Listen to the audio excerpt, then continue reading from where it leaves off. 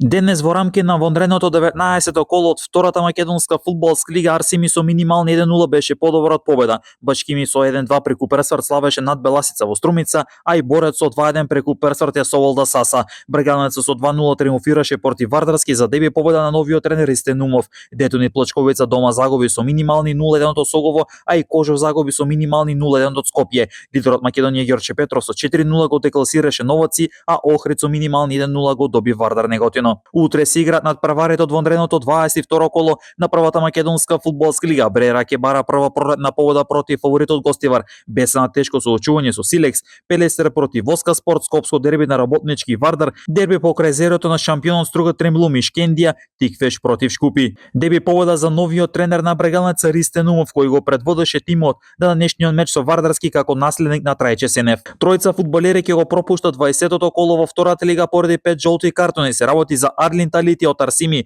Мартин Пивковски од Кожов и Христијан Коцев од Скопје. Каменица Саса се враќа на свој терен во Македонска Каменица. Во сабота против лидерот Македонија Ѓорче Петров ќе игра на градскиот стадион во Македонска Каменица. Дарко Алексовски Пеле ја повика публиката за поддршка од трибините. Враќаме се дома, во секој случај е позитивно дома и се играме со Ѓорче. Повикуваме публиката што сега за наредната сабота да дојде што е можно поголем број да ни даде поддршка, пошто екипата оде добро, работиме добро, сите сме здрави, имаме еден мал хендикеп со Ќосиски повреден. Надевам се дека ќе се врате за Ѓорче и со него ќе добиеме уште на поголем квалитет и се надевам дека ќе бидеме се подобри и дај Боже да изненадиме и ние како Детони да играме бараш за влез у прва лига. Гледавте една минута спортски вести на спортска мрежа.